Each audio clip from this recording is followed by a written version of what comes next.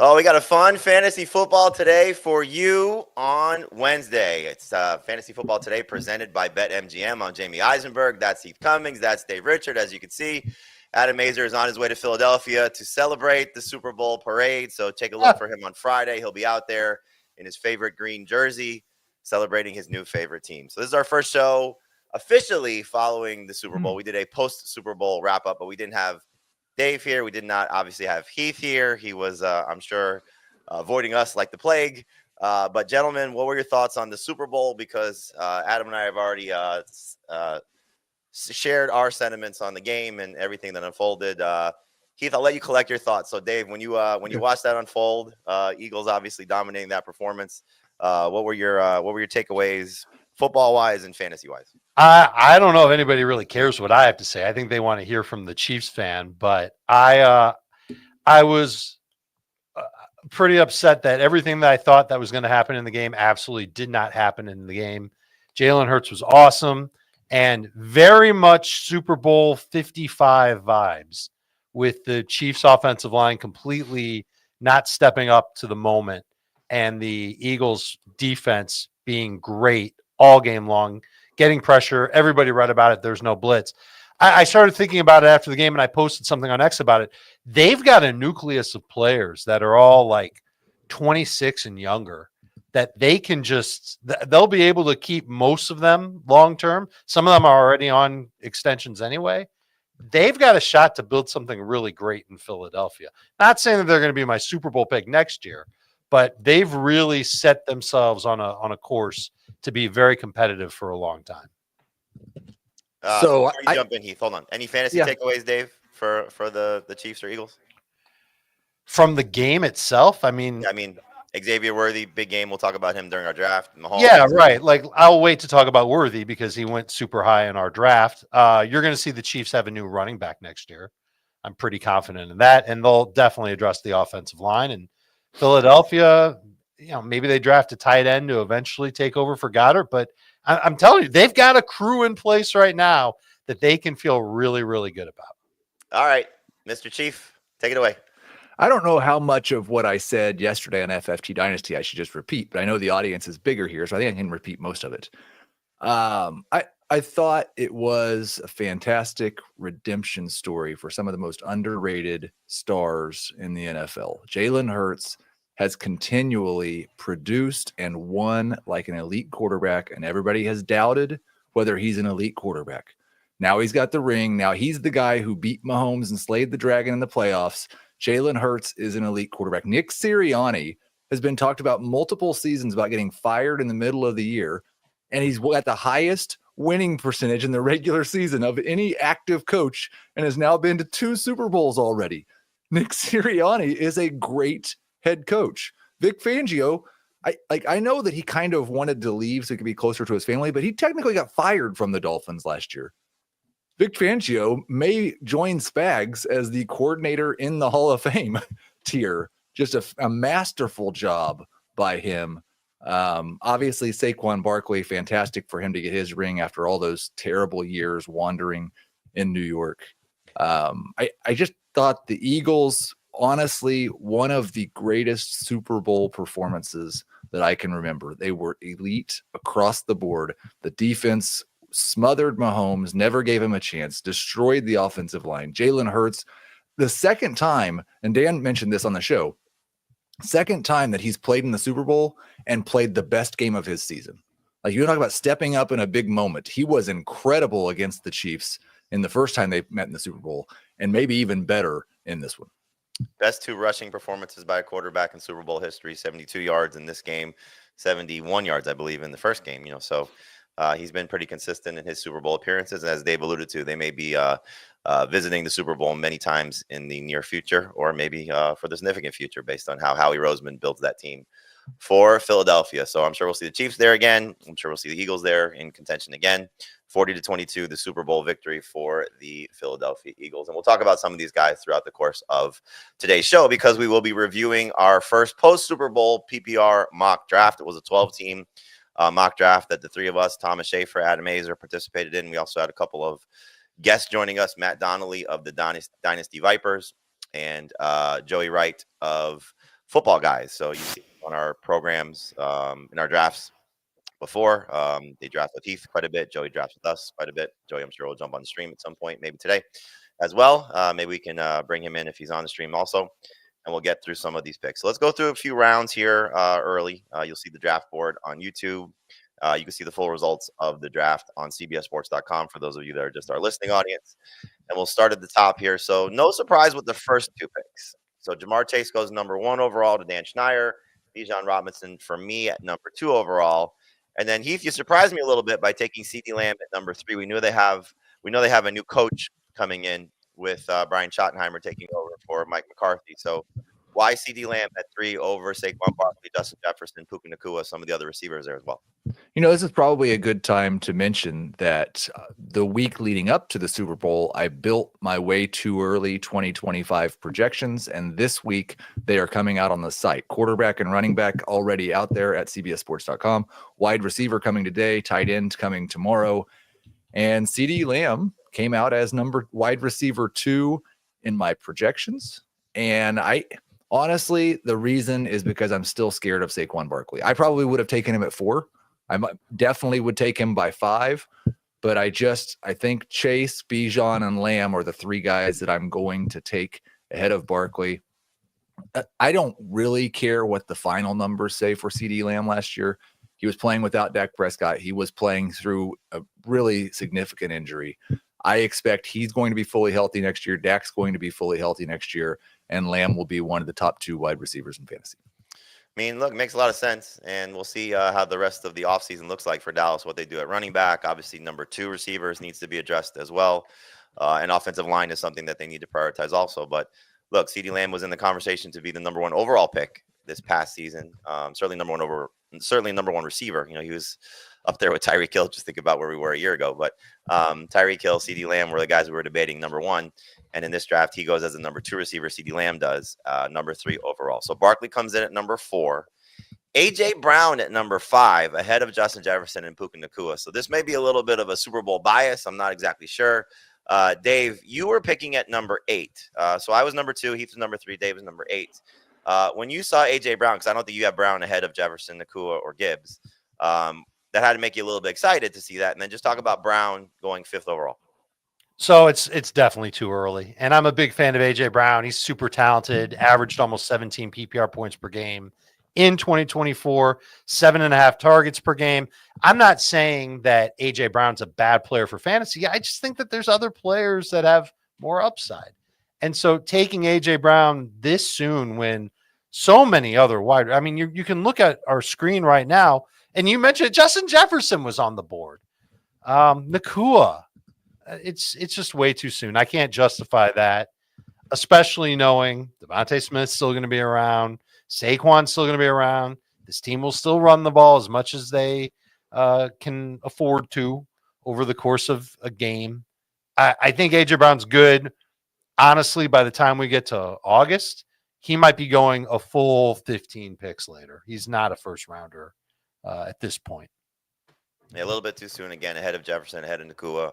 I don't think anybody is going to necessarily sign off on that on this show, right, Heath? You don't have A.J. Brown projected ahead of those guys, do you? No, I'm not sure I'll be quite as low. I think it's possible that like that 10, 11, 12 range, he might sneak into the first round for me, but he's definitely not ahead of Jefferson, Nacua. Okay, so a little bit too soon there on A.J. Brown. I'm pretty sure I can name at least 6 other wide receivers I would take out of A.J. Brown right now. Okay, he'll be a round 2 pick for me, but certainly should not go number 5 overall. So Jefferson goes at 6, Nacua goes at 7, Dave's takes Jahmyr Gibbs at 8, Devon Achane at 9, and then we got another somewhat controversial pick. I think Nico Collins goes at 10. So Thomas, you took Nico at 10 ahead of Amon-Ra St. Brown and Derrick Henry and Christian McCaffrey, who ended up taking in round 2. Why Nico over St. Brown? Obviously, it was between Amon-Ra and Nico. I just think we haven't seen the best of Nico Collins yet. We may have seen the best of Amon-Ra 2 seasons ago. And now that he's going to be fighting with competition with Jameson Williams and Jahmyr Gibbs. Montgomery will be back. It's more like of a volume play where I think Nico will get peppered more with less competition. I think they'll add, obviously, somebody in the offseason they don't bring back Diggs and, Tank Dell's hurt. So it's more of guessing that Stroud will bounce back and Nico will have an incredible season, because the last 6 games he was so good. Multiple 100-yard games, and he just looks so good. So kind of betting on him. It's not a bad call. I mean, look, Nico obviously he was great 2 years ago in his breakout season. He had some struggles with the hamstring injury and the concussion in 2024. And then St. Brown, just sort of the model of consistency, but we did see him take a little bit of a step back in 2024 and now has new coordinator in Detroit. So that could be an impact as well. So we'll see how things go there. Derrick Henry comes in at number 12, and then we get into round 2. So just to recap round 1, Jamar Chase, first overall, Bijan Robinson, CeeDee Lamb, Saquon Barkley, A.J. Brown. That's our top 5. Justin Jefferson, Puka Nacua, Jahmyr Gibbs, Devon Achane, Nico Collins, Amon-Ra St. Brown, and Derrick Henry at number 12 to our buddy Joey Wright. Let's get into round 2. So Joey kicks things off with Brian Thomas Jr., followed by Malik Nabers. Heath, when you look at the 2 rookie wide receivers from 2024, is that the order you have them in from your projections, or should Nabers be taken ahead of Brian Thomas? I've got, as of right now, Nabers just a little bit ahead of Brian Thomas. The Giants could be dumb enough at quarterback to make me change that this offseason, but for now I'm expecting some sort of upgrade at the quarterback position for Malik Nabers. And actually in the projections, I have both those guys ahead of Nico and Amon-Ra St. Brown. So I think these were like getting these guys in round 2 makes me feel pretty fantastic. They are my number 6 and 7 wide receivers in the projections.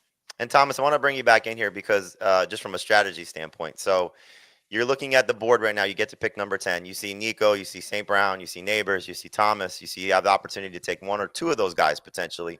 And then you're also looking at Derrick Henry and Christian McCaffrey still on the board. Is that how you sort of played it? Like, okay, I'm going to take the receiver first and see if a running back falls to me. Maybe I get one of the other receivers coming to me. How did you approach that? Because then you end up taking Christian McCaffrey with the 3rd pick in the 2nd round. So I was actually hoping Brian Thomas Jr. or Malik Nabers would fall, and I was going to go receiver. That didn't happen. And then I was scrolling, and I almost considered Jonathan Taylor and then I was like, well, wait, I think McCaffrey's still on the board too. And then I was like I wanted to take. It was between Jonathan Taylor and Christian McCaffrey, and I was like, I don't think McCaffrey's going to last that long because at this point, I thought Azer would probably snag him. So that's kind of what I was like, I drafted Adrian Peterson way back in the day in 2012 coming off his injury. So it's also buying low on the talent.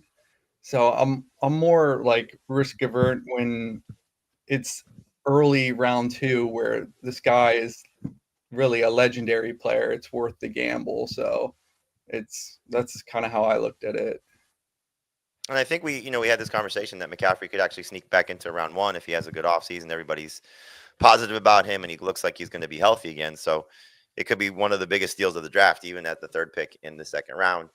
After that, we probably have the first major controversy of the draft in terms of pick selection. So Xavier Worthy coming off the huge Super Bowl performance, 8 catches, 157 yards. And 2 scores. Dave, when you saw Xavier Worthy go right in front of you, were you anticipating that? He went ahead of Rashee Rice, who I took at the back end of round 2. Talk about Xavier Worthy with the 4th pick in the 2nd round. I thought it was pretty wild. And I was thrilled because I was worried that Drake London wasn't going to make it back to me. And that's kind of who I was targeting. There were a lot of receivers that I liked, which is why I took Gibbs in round 1, not to mention the fact that Gibbs is really freaking good. Sure. But listen, speaking of really good, Xavier Worthy finished the season, if you include the playoffs, his final 6 games, 21.6 PPR points per game on 8.7 targets per game. That average would have been better than any other wide receiver other than Jamar Chase. Do I think he can do it next year? Nope. Not with Rashee Rice coming back, not with other changes coming clearly to the Kansas City offense to try and make them a stronger offense. But I do think the foundation is set for him because so much of his work toward the end of the season were these short area throws and his ability to get yards after catch and to make some good plays and to be used in the red zone. And then in the Super Bowl, we all saw he was catching deep balls when they were desperate to put up points late, and he was running past 2 defenders to do it. So he's evolving. And this December, January, February for him, man, it really opened my eyes to just how good of a player he can be. Round 2 is egregious. By the time we get to August, I'm not sure if late round 3 will be egregious for Xavier Worthy either. We'll see what happens this offseason. But he's going to be somebody that I don't mind taking the chance on. Will it be in round 3? Because it's not going to be in round 2. Could it be in round 3? Maybe. I think round 4 is probably the better chance to take that gamble on Xavier Worthy, but I'm probably going to have him in my top 24 among wide receivers when my rankings open up. I think the big thing is, well, it's 2 big things. Rashee Rice's knee, Rashee Rice's suspension. Because, yeah, if he's healthy and playing 10-plus games for the Chiefs next year, then this is way too high for Xavier Worthy, probably. I think we still have a lot of questions because Worthy's last 6 games, and you could even look at 7, it wasn't quite as good, but that's when he started playing 80% of the snaps, look not that dissimilar from what Rice did at the end of last year. And so what type of player is Rice coming back from this pretty unique knee injury? It's not an ACL. I think it was a PCL. And then how many games is he going to have to miss? I think the bigger thing is like he has to get 100% healthy before that suspension can kick in. So we need to get him. What? If there is a suspension, I'm assuming there's going to be some sort of a suspension. There definitely might be. Excuse my dog. So Worthy goes in the 4th pick of the 2nd round. Dave takes Drake London with the 5th pick of the 2nd round.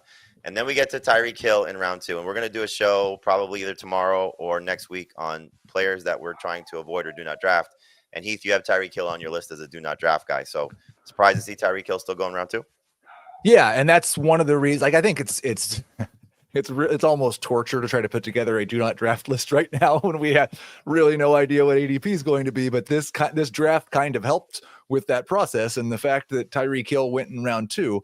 I said this going into last year. I've said it a lot of times before. When you have a 30-year-old wide receiver that shows significant signs of decline, I think you should generally believe that guy. Now, I'm expecting a bounce back because we've gotten the excuse that the wrist was injured, and now it sounds like he's making up with the Dolphins, but we don't know for sure that Mike McDaniels is going to do what I think they should do and go back to the downfield explosive offense.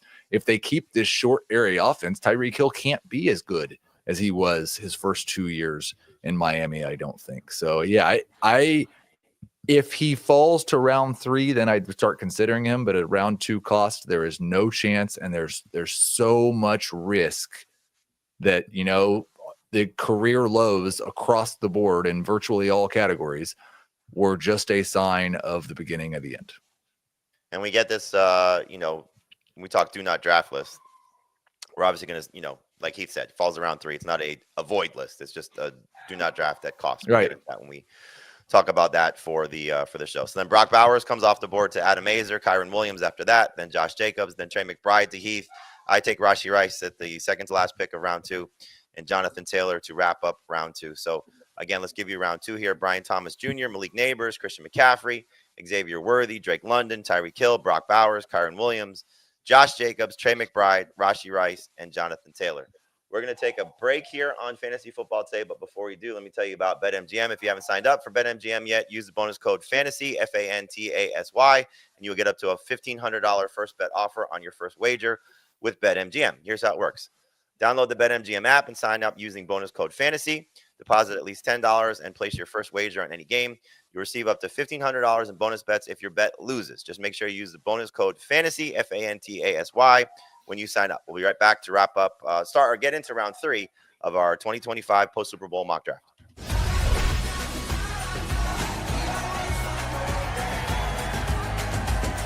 Yeah, we always find our way back home. All right, let's get into round 3 here of our first 12-team PPR mock draft following the Super Bowl here. And kicking off round 3 is Breece Hall, Bucky Irving, Ladd McConkey, T. Higgins, Mike Evans, and Chase Brown. Dave, when you look at the 3 running backs in the first 6 picks of round 3, it's pretty good value for some of these guys here in terms of Hall, who was the 2nd overall pick last year, Irving, who had a great rookie season, who we'll see what happens with a new coach there, Liam Cohen now gone. New coordinator Liam Cohen now gone for the Tampa Bay Buccaneers, and Chase Brown, who hopefully will not get too much competition for the Cincinnati Bengals. What do you think about those three guys? Love the value for all three of them. I think all three of them are top 12 fantasy running backs. I think all three of them have potential to finish as top 5 fantasy running backs as long as health and opportunities aren't taken away from them. In the case of Breece Hall, I'm going to make the bull case for him. He had 10 games where he had at least 15 touches. He averaged 19.3 PPR points per game in those 10. We've got a sour taste in our mouths after how the Jet season went last year. And there's still a lot of questions that have to be answered in New York, but West Coast offense incoming should be a lot more stable. I don't know what the passing game is really going to look like. If it's Kirk Cousins, that's not great, obviously. But I kind of want to give the benefit of the doubt to Breece Hall. And I could see him becoming one of my favorite third-round picks. I could also see Chase Brown and Bucky Irving getting picked ahead of Breece Hall because people are sick and tired of Breece Hall not coming through to a huge degree. Yeah, he did for parts of 2023, but he's never been better than 17 PPR points per game. And this past year, he was 15.1 because those games where he didn't have 10 touches, he was a total disappointment. Chase Brown, you said it, Jamie, he's got to continue to see a majority of work in Cincinnati. I'm a little nervous about that happening because of all the depth that we have at running back in this draft class. It's going to be really easy for NFL teams to justify adding another running back in the draft who's going to be good and won't come at a huge value. They're taking value into consideration in their drafts, just like we will in our fantasy drafts. And same thing with Bucky Irving. I'm pretty sure he's going to share with somebody.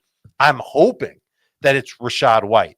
So then we can see a lot more of what we saw from Bucky Irving to end last season when he averaged 16.9 PPR points per game from week 6 on. Love the value for all three. If I had to rank them right now, it's Breece first, it's Chase Brown second, and it's Bucky Irving third.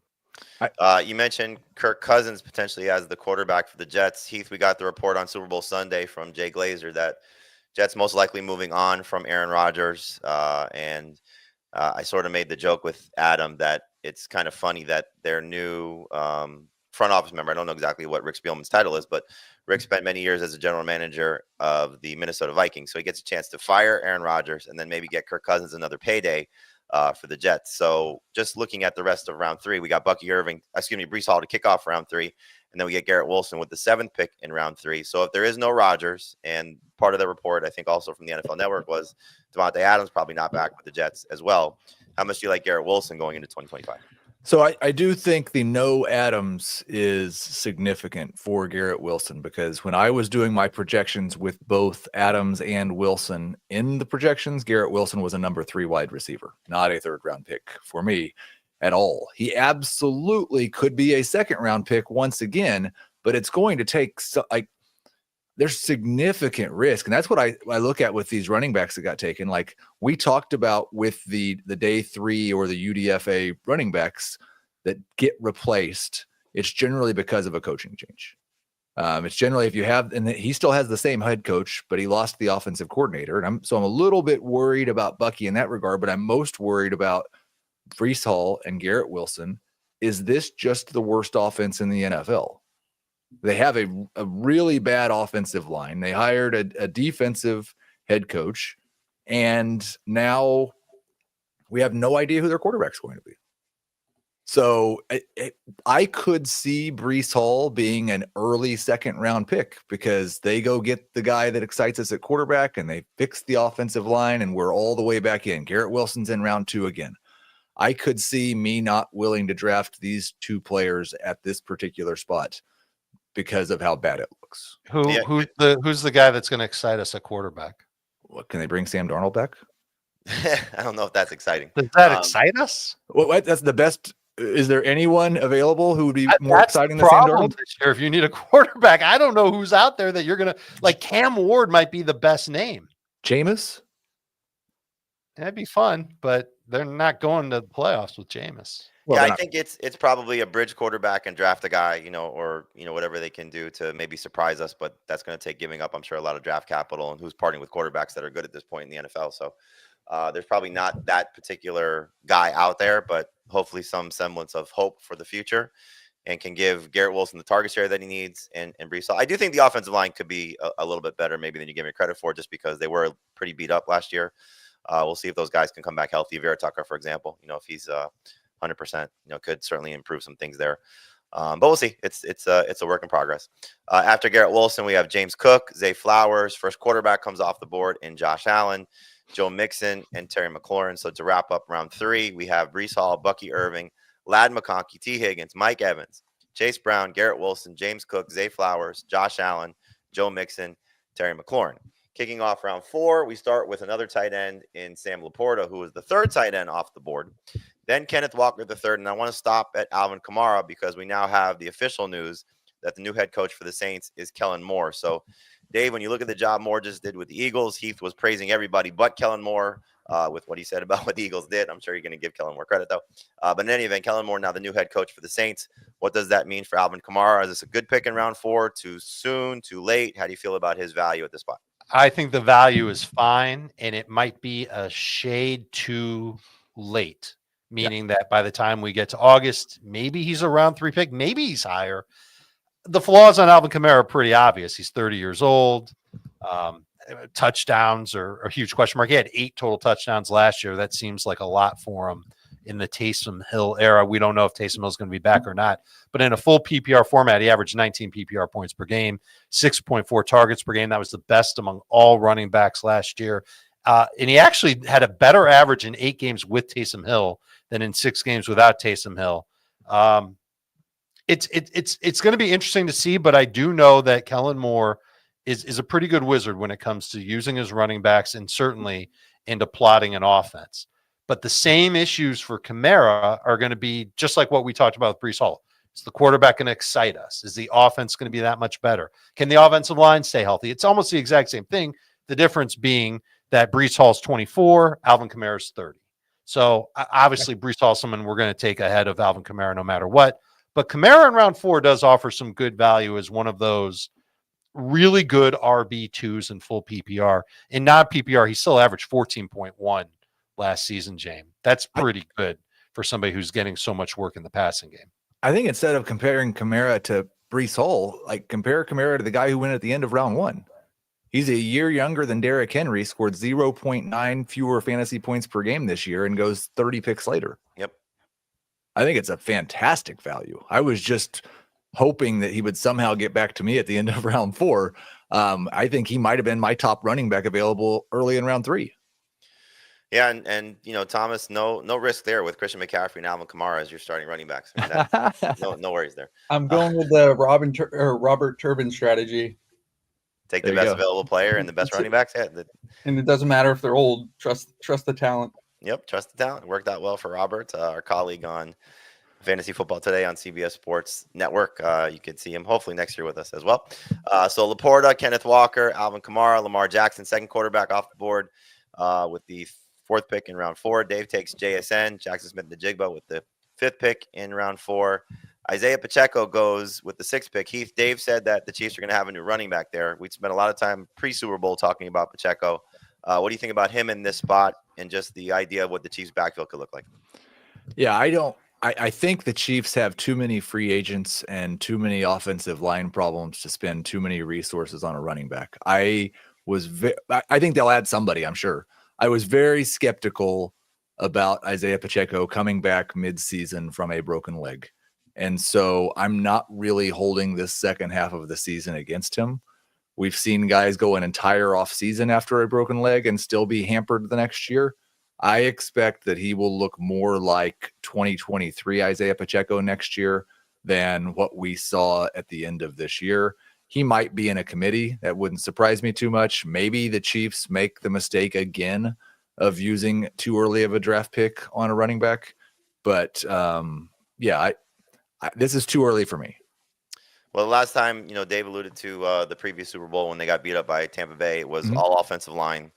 And I'm going to be surprised if it's not all offensive line again, just to try and, solve that woe, protect your asset and your best asset in Patrick Mahomes and, Pacheco. Yes, probably be in a committee, but hopefully he's healthy and the lead of that committee. This could be one of the best picks of the draft if you're getting Pacheco, lead running back, what we saw those first 2 games of the season in round 4. I want to talk about the receivers that went in the back half of round 4, starting with Marvin Harrison Jr. So after Pacheco, it's Harrison Jr., then David Montgomery, then DJ Moore, then Chuba Hubbard, George Pickens, and Jalen Waddle to wrap up the round. So Harrison, Moore, Pickens, and Waddle. Dave, who's your favorite pick of that group? Who's your least favorite pick of that group? Give me the names one more time, please. It was Marvin Harrison Jr., DJ Moore, George Pickens, and Jalen Waddle. I don't know if this is going to surprise you guys or not. DJ Moore is going to be my favorite. Bear down. I think that he's just going to be still a primary part of the passing game for Chicago. Could he? I looked into this. Could he be the next Amon-Ra St. Brown? Yep. It sounds a little bit of a reach to say that because he's never been like as heavily used in the slot as St. Brown has. But as far as like a reliable intermediate target for Caleb Williams to lean on, which was one of the things that I thought he could be overall last year, and he ended up being more of a short area guy toward the second half of the year. I think he can be that. He averaged over 8 targets per game for the second year in a row. After Waldron left, he averaged 17.3 PPR points per game. And I think that we will see a much better schemed offense with offensive line upgrades in Chicago. And that just bodes well for DJ Moore, assuming that he's going to remain the number 1 target for the Bears. We'll see if Keenan Allen is back as well. That could change some things also for the Bears in terms of not just DJ Moore, but Rome Odunze and maybe Cole Kmet also. And one thing just about tying the two together, St. Brown wasn't really a slot receiver so much in college. And one thing Ben Johnson looked at when he was looking at USC tape was, I read a story about this. He felt that he could be a great slot receiver and decided that that was something that they could do to move him inside a little bit more than he was at USC. So maybe something similar happens with DJ Moore also, and would be fantastic for his fantasy value. So to wrap up round 4, we have Sam Laporta, Ken Walker III, Alvin Kamara, Lamar Jackson, Jackson Smith-Njigba, Isiah Pacheco, Marvin Harrison Jr., David Montgomery, DJ Moore, Chuba Hubbard, George Pickens, and Jalen Waddle. Again, you can see the draft board on YouTube if you're watching along with us, or watch it later, and you could read all about the story and the draft results on CBSSports.com. Let's get into round 5. We got Chris Olave to kick off the round. Chris Godwin followed after that. Jayden Daniels as the 3rd quarterback to Heath. Cortland Sutton, George Kittle at the 5th pick in round 5, the 4th tight end off the board, and then Joe Burrow as the 4th quarterback. So Heath, you took Jayden Daniels. Adam took Joe Burrow. This is a good spot to take I don't want to say the second tier of quarterbacks, but the quarterbacks 3 and 4 after Josh Allen and Lamar Jackson are off the board. Yeah, I don't have very much separation at all between these 4 quarterbacks in my projections for next year. I originally was looking at it and thinking, man, Daniels wasn't actually that close to Josh Allen and Lamar Jackson. But then you remember he had a game against the Panthers where he played 14% of the snaps, and he played half of the snaps in week 18. He averaged over 27 fantasy points per game from week 8 through week 17. I think he probably gets a much better number 2 wide receiver in his second season. Jayden Daniels could absolutely be the number 1 quarterback in fantasy this year. And so I think my strategy might just be, because Josh Allen and Lamar Jackson are going to go 1st and 2nd. I'm not sure what order in every draft. And I'll just wait until those guys are taken, then I'll take Jayden Daniels. Not a bad way to go. And Adam gets the sort of the fallback option of Joe Burrow, and then even later in the draft. So after Burrow comes off the board with the 6th pick in round 5, we get Devontae Smith at 7, Jamison Williams after that to Dave, Travis Etienne, Thomas gets DK Metcalf with the 10th pick in round 5, and then Jalen Hurts comes off the board. So even better value there for another quarterback that's got top 5 upside. Didn't have the same passing numbers as some of the other quarterbacks, but we know he's still going to get his rushing production based on the tush push, and hopefully builds off the Super Bowl. Maybe throws the ball a little bit more with whatever they do. They haven't named a new offensive coordinator yet, right? If I'm not mistaken. Where's this? The Eagles to replace Kellen Moore, right? No. They just lost Kellen Moore. Yeah, I don't know if they had somebody in mind already. That I thought I remembered hearing that they did have somebody in mind. So, and that I'm guessing a promotion off from their coaching staff, but we'll see. Like, I do think that's a little bit of a risk. The last time that they went that route, it didn't work out very well offensively for them. And like, I also think that situation and the Lions situation are probably the 2 elite offenses that I'm just a little cautious about the offensive coordinator change. Yep, fair point. So hopefully they're a little bit more prepared this time around. Dave, talk about Jamison Williams and just the receivers that went here. So Devontae Smith went one pick ahead of Williams, who you took again at the 8th pick of round 5. And then Thomas takes DK Metcalf, and Jordan Addison wraps up the round here. So talk about these receivers and why you like Jamison Williams. Sure. So these are low end number 2 fantasy wide receivers in the rankings as of mid-February. And I love the way that Jamison Williams played all year. He only averaged 14.2 PPR points per game, but in his final 7 regular season games, his targets were at 6.1 per game. He had 8 games with 7+ targets, averaged 15.3 in those final 7. I feel like this is the type of time in a draft to target those receivers that can average around 15 PPR points per game. And that's exactly what Devontae Smith is capable of doing. He was at 15.3. DK Metcalf was at 12.8 for the season, but 15.1 in his first 7 games before he got hurt. And then he really struggled to end the year's last 8 games, 10.7. So you just kind of pick and choose which wide receiver is your favorite at this point. For me, it's Jamison Williams for a Lions team that I still think is going to throw a good amount, and he feels like an ascending player. So I was happy to take him. I didn't really even have a design for what I wanted to do in round 6. I just wanted to get that third receiver because in all of these mocks that we do, we have to start 3, and there wasn't a running back left on the board that I had to have at that point. So it was kind of easy just to go to a wide receiver that I liked best, and Jamison is the one that I liked better than certainly DK, but I would have taken him over Devontae Smith too. All right, so just to wrap up round 5 here is Chris Olave, Chris Godwin, Jayden Daniels, Cortland Sutton, George Kittle, Joe Burrow, Devontae Smith, Jamison Williams, Travis Etienne, DK Metcalf, Jalen Hurts, and Jordan Addison. Let's get into round 6 here as we have some older players to start the round. Aaron Jones, followed by Davante Adams. So Heath, just in terms of Adams, again, probably on the move. There was the report again that if Rodgers leaves, Adams may want to follow him as well wherever he ends up. I don't know what team's going to want to do that, but in any event, where are you at with Davante Adams right now? And you can factor in his dynasty value also. Is this just a 1-year situation for him? You think he's done after 2025? Or are you looking at Davante Adams maybe as another 2 or 3 years in the league? Yeah, I think it's best with a player at this age to look at them as a 1-year win now type player. But I don't think Davante Adams gave us any indication last year. Like I said with Tyreek Hill, a guy starts to show you signs of decline, believe him. I don't think Davante Adams gave you any indication last year. Like he came right in and just produced as a borderline top 12 wide receiver for the Jets. So assuming like his landing spot's going to matter, but like, here's the funny one. What if Aaron Rodgers just stays in the building and joins Brian Dable on the Giants, and then Davante Adams goes and crushes Malik Nabers' target share? Ooh, I don't like the sound Yeah.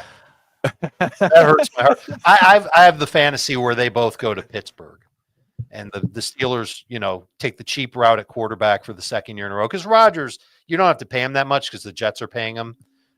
So he can kind of choose where he wants to go. And maybe he would see Pittsburgh as an opportunity to compete for a ring, one last ring, and Davante goes with him. I don't know what their cap situation is off the top of my head. I could look it up if you guys really cared. But I also remember Davante struggling a little bit when he first got to the Jets to mesh with Aaron Rodgers and get back on the same page. And then finally it did work.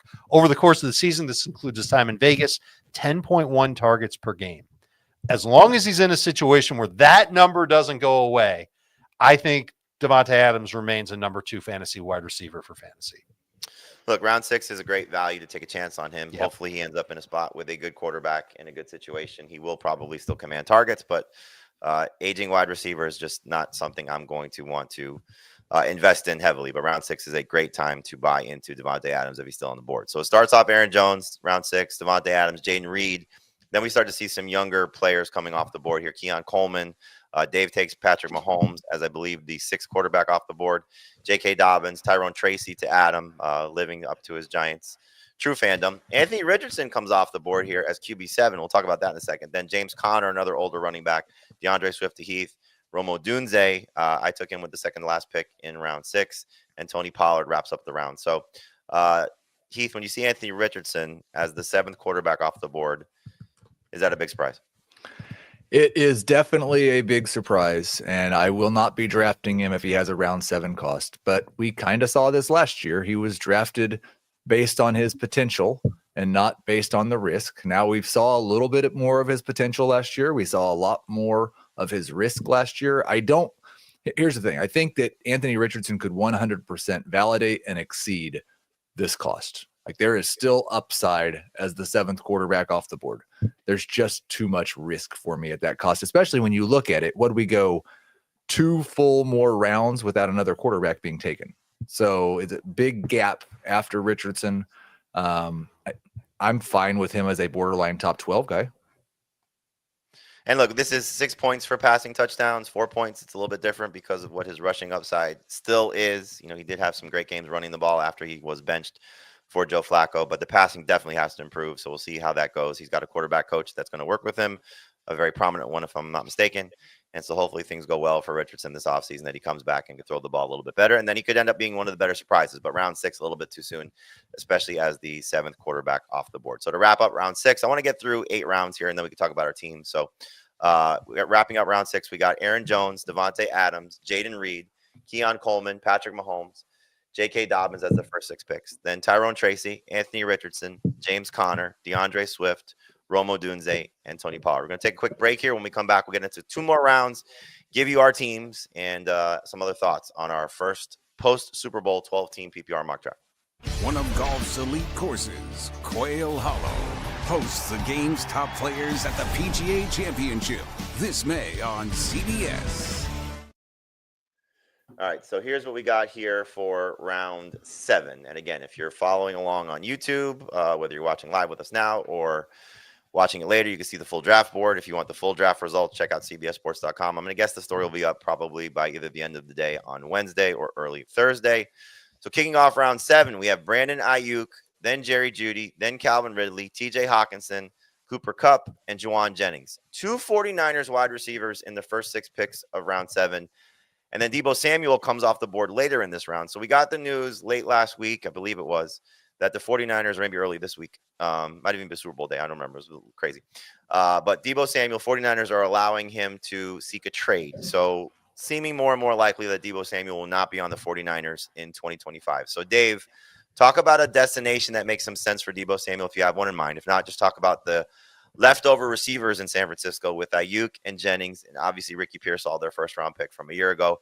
How do those guys benefit with Deebo not there? Yeah, I don't have a good idea on a destination for Deebo Samuel. I'd have to think about that a little bit more. But half the teams in this league are coached by Kyle Shanahan disciples, be it as a head coach or offensive coordinator. So I'm sure 1 or 2 of those teams might be interested in Deebo Samuel coming in and being a fit for them.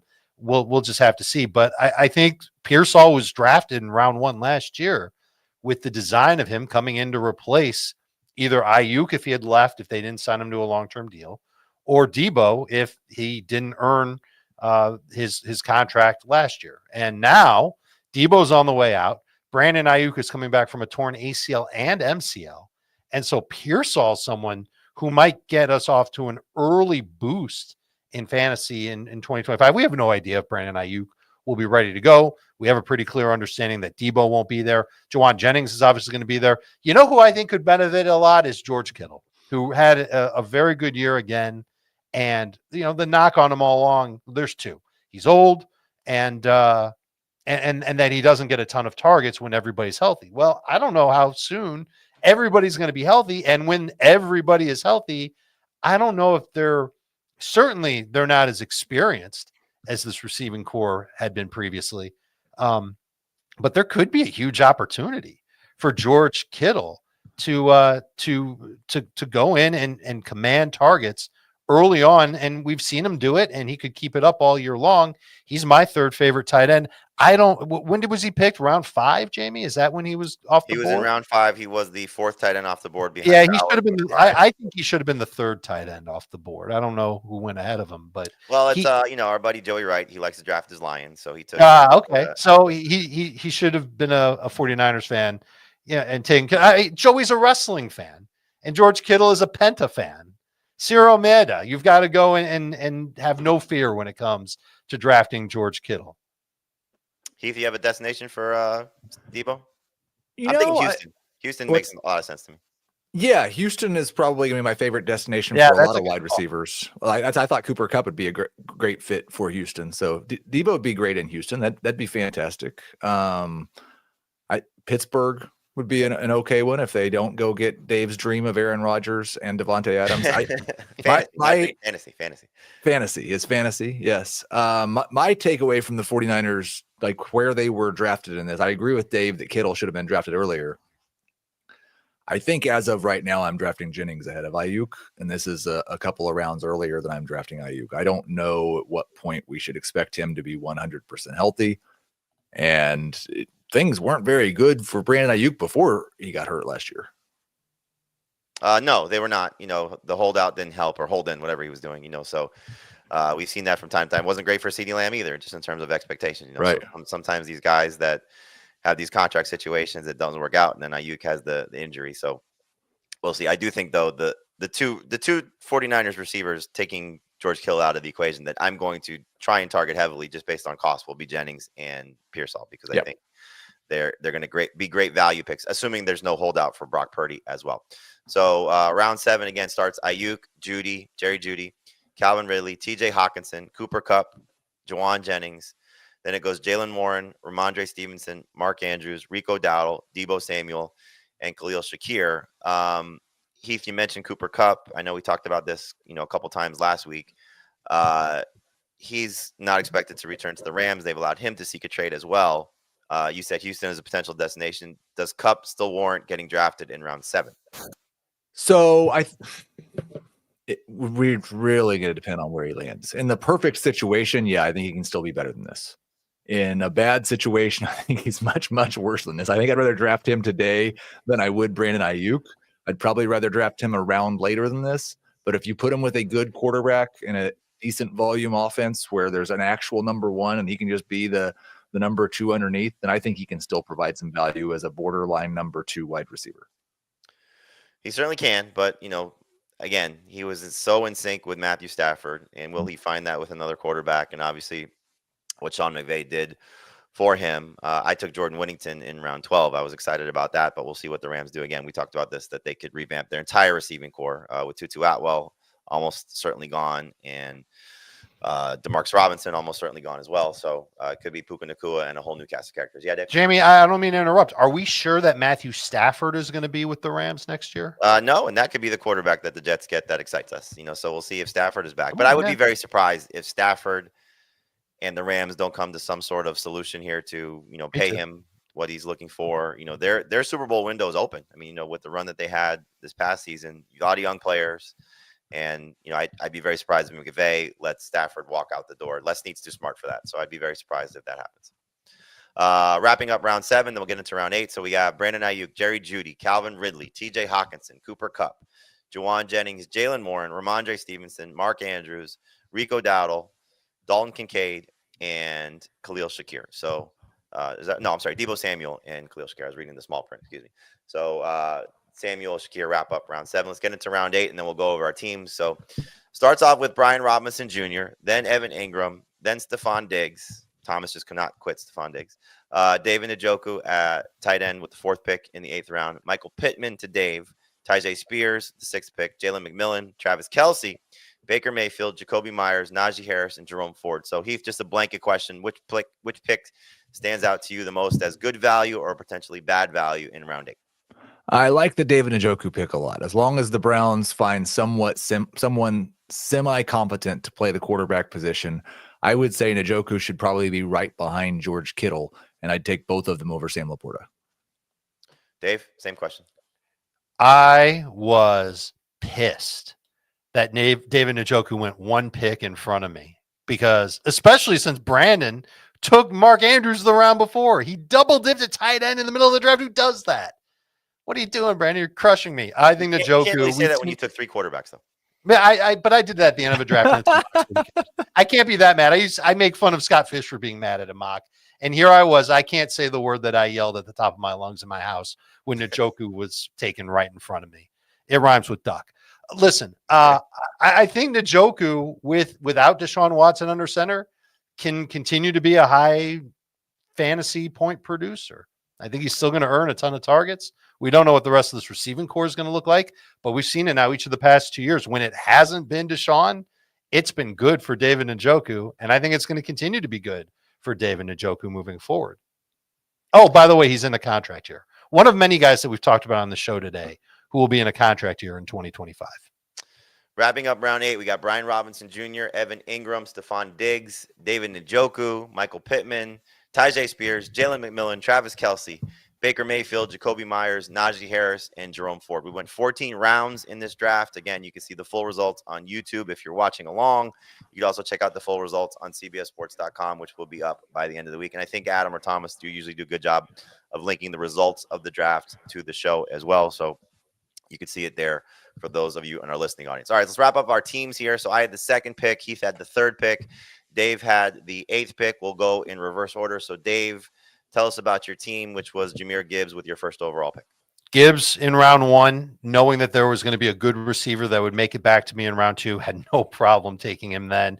Drake London was that receiver in round 2. Thank you, Brandon. I can't be mad at you for taking Xavier Worthy when you should have taken Drake London. London fell into my lap. I took James Cook in round 3, kind of late round 3 for James Cook, and I think he can still be a very good fantasy running back, maybe a borderline RB1 next year. JSN was the guy I was debating with James Cook in round 3. Thrilled to get JSN in round 4. Jameson Williams in round 5. Super Bowl loser Patrick Mahomes in round 6. Ramondre Stevenson was a settle for pick in round 7. And then Michael Pittman in round 8. Why didn't I just take Njoku in round 7? And then maybe Ramondre Stevenson could have made it back to me in round 8. And if not him, somebody else that probably wouldn't matter that much, like Brian Robinson, Tyjae Spears, Najee Harris, somebody like that. And just for everybody's ears, last year, 8 games where Watson did not play or left injured. Njoku averaged, this is a tight end, 16.2 PPR points per game on 7.7 targets per game. In 2023, 5 games with Joe Flacco, 18.2 PPR points per game on 9 targets per game. He's not going to win downfield, but David Njoku is a short area target, is going to get plastered with the football and get huge numbers. And that's why I think he should be tight end number 4 and why I'd be loving life if he had just fallen to my lap in round 8. Maybe I got a little too greedy. I won't be greedy next time when it comes to Njoku. So you took Stevenson over both Njoku and Mark Andrews. So you had a chance at both those guys. Yeah, but I like Andrews doesn't excite me. Njoku excites me. And that's a weird sentence to say at this point. But I kind of feel like Andrews could be descending. Isaiah Likely, someone who I think could be ascending, by the way. He went later on in this draft. I think I got sniped on him too. No, Brandon took 3 tight ends and you took 3 quarterbacks. So we're both idiots. What do you want from me? But Njoku was the one that I ultimately wanted. I would have taken Njoku ahead of Andrews. And why 3 quarterbacks? Because it's just good value late in a draft that absolutely doesn't matter. And I think Caleb Williams and Justin Herbert are worthy of being round 12 and 13 picks respectively. So I wonder, as you took Mahomes in round 6 and you're really upset about not getting Njoku in round 8, if you'd just taken Njoku in round 6 and then you'd had those 2 quarterbacks late, would you like your team better? Yeah, probably. I mean, would I like it better? I don't know if I'd like it better, but I'd like it. Listen, I ended up with Tucker Kraft in round 11, and I'm going to be a little bullish on him. Yep. All the uncertainty that's going on in Green Bay's receiving core. I know they'll draft another wide receiver because that's what the Packers do, but I think they've got designs on making Tucker Kraft a little bit of a larger part of their offensive game plan moving forward. So when I can't get I like trying to get McBride or Bowers if I can, but if I can't get them, I can't get a Kittle. I can't get a good value at tight end early on. I am very happy to settle for Tucker Kraft. Yeah, and new general manager Josh Jacobs said that the Packers need to get a number 1 wide receiver as well. Heath, let's take a look at your team here, picking 3rd overall. Again, we talked about it. CeeDee Lamb was your first pick, so take us through your team also. So I've got huge difference makers at quarterback and tight end and Jayden Daniels and Trey McBride. Not unlike the way I often draft. I have a wide receiving core of CeeDee Lamb, Ladd McConkey, and Calvin Ridley. Chuba Hubbard and DeAndre Swift are my running backs. At flex, it'll be a battle between Jacoby Myers and probably my favorite pick of my draft. Round 9, I found Tank Bigsby just hanging out. It was very funny because I'd just done a podcast with Dan, the Dynasty show, him talking about how Tank Bigsby would be the best running back for Jacksonville and how much he likes his talent. And then about 30 seconds before I made this pick, Dan made 2 picks and said, man, there's just not any value left after round 8. And then I took Tank Bigsby. So really felt great. I know Dan was kicking his trash can because he missed Tank Bigsby. But no, I will tell you, just on this team, Jayden Daniels in my projections came out basically tied with Lamar and Josh Allen for next year. So that's one of the reasons that I end up with him at quarterback. Chuba Hubbard was the most surprising guy for me to show up in the top 12 running backs. But if you think about it, if we don't expect Jonathan Brooks to play next year, I think that's exactly where he belongs. And then I thought Brock Bowers in the middle of round 2 was an enormous value. I came away from the projections process thinking that if the Raiders get any kind of quarterback upgrade at all, Brock Bowers should be a top 12 pick in redraft, and Trey McBride absolutely deserves to be a round 2 pick.